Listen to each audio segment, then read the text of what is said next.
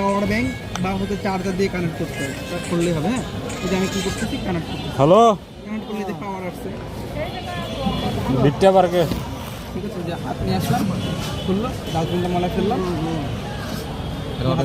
হ্যাঁ, বন্ধুরা হাত দিয়ে ডাস্টবিনটা আবার দেন। হ্যাঁ ঠিক আছে। আচ্ছা, এইখানে একটু বুঝার বিষয় আছে। কি যে আমার তো চলকানোর সমস্যা। একটা হচ্ছে ট্রান্সমিটার আর একটা হচ্ছে রিসিভার। তোমার সায়েন্স না? হ্যাঁ আমারটা লইব না চলকানি বেশি। ক্লাস টেনে তো পড়ার কথা। আল্ট্রাসাউন্ড, ওই যে শব্দ তো শব্দ কইছো না, সোনার নগর শব্দ। কোন জায়গায়? মানুষের যে শব্দ শুনতে পায়, ওটা কত থেকে কত? মানুষের যে শব্দ শুনতে পায়, 20 থেকে 20,000 হার্টজ, রাইট।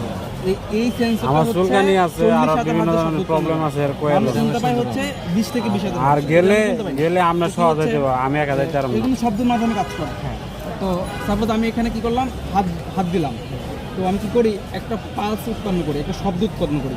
শব্দ উৎপন্ন করে আমি অপেক্ষা করি কি হয়, তখন এই শব্দটা এখান থেকে এসে রিফ্লেক্ট হয়ে এখানে ফিরে আসে।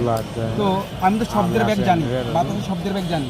কত বাতাসি শব্দের বেগ। হ্যাঁ, আচ্ছা, শব্দের ব্যাগ দিয়ে হচ্ছে, শব্দের ব্যাগ যেহেতু জানি, সাপোজ এখান থেকে একবার আসলো, যে সময়টা আসলো ওটা দিয়ে আমি হচ্ছে 2 দিয়ে ভাগ করে, মানে ক্যালকুলেশন করে আমি বের